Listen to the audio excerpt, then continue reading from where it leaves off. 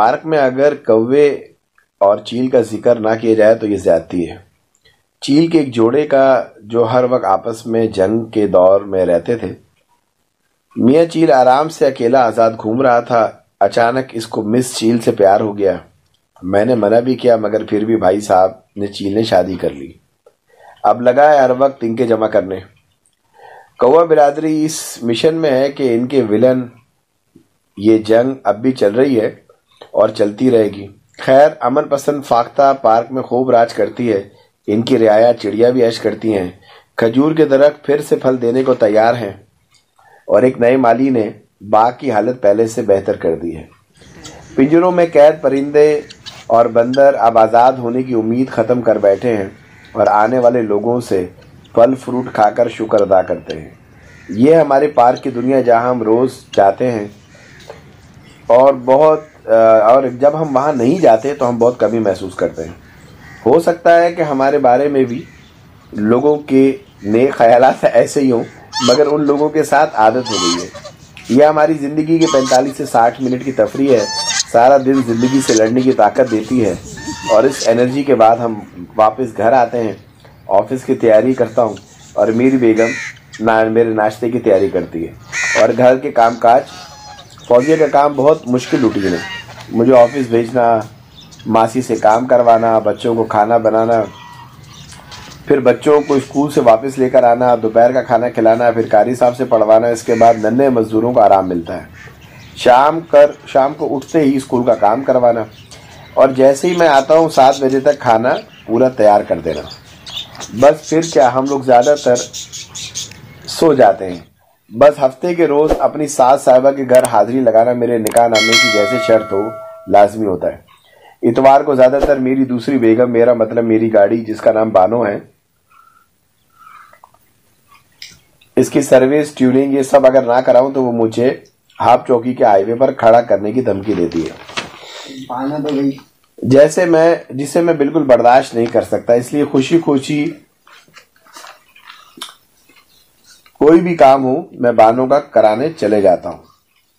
تو ہماری مصروف زندگی کا خلاصہ یہ ہے کہ جس کی وجہ سے زندگی ایک مشین بن کر رہ گئی ہے اور اسی وجہ سے ہمارے بچوں نے امتحان سے فارغ ہوتے ہوئے 10 دن کی آفس سے میں نے لی چھٹی، ایک تنخواہ سے ٹکٹ لی اور دوسری سے آنے جانے کی تیاری کی اور آج تمام مراحل طے کرنے کے بعد ہم لوگ کراچی سے راولپنڈی روانہ ہو گئے ہیں تاکہ آگے پروگرام بنایا جائے اور ہمیں بھی دوبارہ احساس ہو کہ ہم بھی انسان ہیں۔ کچھ تفریح کی جائے تاکہ ننھے مزدور جو امتحان میں پڑھ کر اور ان کی ماں انہیں پڑھا کر پاگل ہونے کے نزدیک ہے، تو میں فیکٹری کی ٹینشن زدہ ماحول سے بھی رہ کے فل ہو چکا ہوں، تو اب ہمیں آزادی چاہیے۔ 20 تاریخ کو ہمارے بچوں کے پیپر ختم اور ہم نے سامان باندھا اور گھر سے نکلنے کا ارادہ کیا۔ میں اور میری بیگم بہت اچھے ہمسفر ہیں، بہت اچھے ٹریولر کولیگ ہیں، کیونکہ سفر کے دوران کبھی ہم لوگ لیٹ نہیں ہوئے، سامان بھی بہت کم، بچوں کا ساتھ تھوڑا سامان بھی بڑھ گیا اور خرچہ بھی بڑھ گیا۔ اس کی ہم نے پہلے سے لسٹ بنائی گئی کہ سردی سے بچاؤ کے لیے تھرموکوٹ، گرم کپڑے، گرم ملبوسات، کیونکہ شمالی علاقہ جانے کا ارادہ رکھتے ہیں تو یہ سب لازمی تھا۔ سارا کام ایک پروجیکٹ کی طرح مکمل ہوا، چیک لسٹ بنا کر فائنل کیا، اللہ کا نام لے کر دوپہر 3:15 پر کریم سے گاڑی منگوا لی، گاڑی کے نمبر، اور اپنے وقت سے 1.5 گھنٹہ قبل اسٹیشن آ گئے۔ ٹرین اسٹیشن پر تیار کھڑی تھی، پہلے تو مجھے یقین ہی نہیں آیا کہ یہ پاکستان ریلوے ہے یا کوئی اور کمپنی۔ بڑے معقول انداز میں مشینوں کے ذریعے ہماری چیکنگ کی گئی، پھر اسٹیشن کے اندر داخل ہونے دیا۔ اللہ کا شکر ادا کیا کہ اس نے ریلوے کا اسپیکر صحیح کر دیا ہے۔ پہلی مرتبہ زندگی میں مجھے صحیح اعلانات سنائی دیے گئے۔ بہت خوشی ہوئی کہ ہم 5 لوگ اور 6 لوگ، ہم لوگ 5 لوگ تھے اور ہم نے 6 لوگوں کی ٹکٹ لی تاکہ کوئی پرائیویسی ڈسٹرب نہ کرے۔ اور ہماری روٹین سے زیادہ اکانومی کلاس اور واش روم بھی صاف ستھرے تھے، پنکھے اسٹارٹ، لائٹیں آن، یہ سب ایک عام مسافر کا بنیادی حق ہے۔ مگر اس وقت تو یہ ریلوے حکام کا تحفہ تھا۔ جو وقت پر ٹرین چل پڑی، بچے بہت خوش تھے۔ اگلے 10 دن عیاشی کے ہیں۔ بس احمد دوپہر سے بخار کا شکار ہو گیا، جسے ڈاکٹر فوزیہ نے کنٹرول کر لیا۔ جس طرح ٹرین چلی اور اس نے رفتار سے سٹارٹ کی، مجھے لگا کہ اسے یاد ہی نہیں ہے کہ بریک بھی لگانی ہے۔ شاید میری بات اس نے سن لی اور لانڈھی گزرنے کے ساتھ ہی جمعہ گوٹ کے قریب اس نے بریک لگا کے چیک بھی کر لی آیا یہ رکتی ہوئے یا نہیں۔ اور ٹرین کی ایک خاص مہک آج بھی ٹرین میں ویسے ہی ہے۔ صفائی بڑی بہتر ہو گئی ہے، مگر سیٹوں کا وہی حال ہے۔ پھر بھی مجھے بہت خوشی ہوئی، کچھ تو بہتر ہوا۔ ٹرین کی رونق بحال کرنے کے لیے بوتل والے نے اپنی سریلی آواز میں گانا شروع کر دیا۔ بوتل بوتل، ٹھنڈی بوتل، چائے چائے، یہ سب ٹرین کی رونق ہے۔ ہم میں سے اکثر لوگ اپنے بچپن کی یادوں میں جائیں تو کہیں نہ کہیں کوئی نہ کوئی خاص اسٹائل یاد ہوگا۔ جیسے مجھے ایک امرود بیچنے والا یاد تھا۔ جیسے اس نے آگے کہا، بیچنے والا کہتا تھا امرود کھا لو، پنجابی میں کہتا تھا امرود کھا لو چنگے ہوندے، ٹھیٹ سے درد نہیں ہوتا، کھا لو۔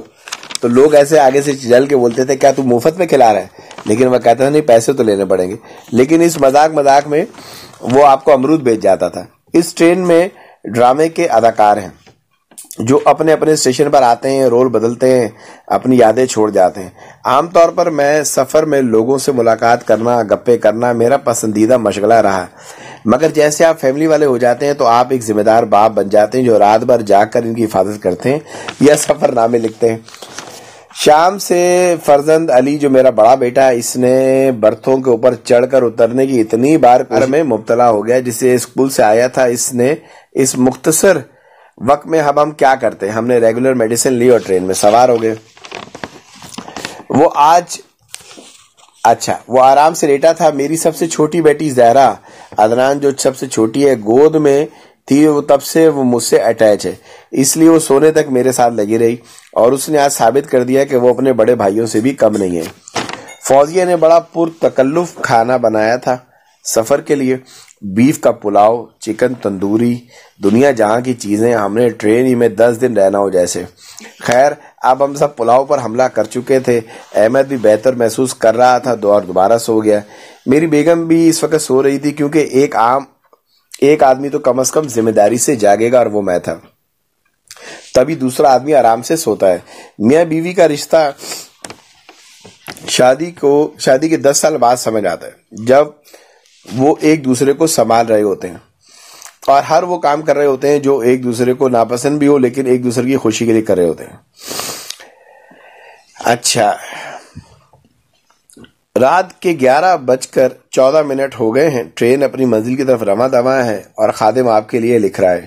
ٹرین کی ایک الگ صبح ہے، ایک دوپہر اور شام، اور رات بھی بالکل جدا ہے۔ شام کو جتنی چہل پہل تھی اب کھانوں کا اختتام پر خراٹوں میں بدل چکی ہے۔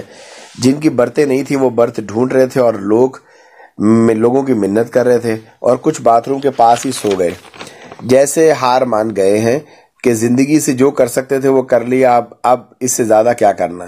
اب نیند ہی کی بات ہے، نہ فرش پر آئے یا برتھ پر، تو وہ یہ سوچ کر وہیں سو گئے۔ اب اگلی صبح مزید لکھوں گا، تب تک کے لیے خدا حافظ۔ 11:18 2018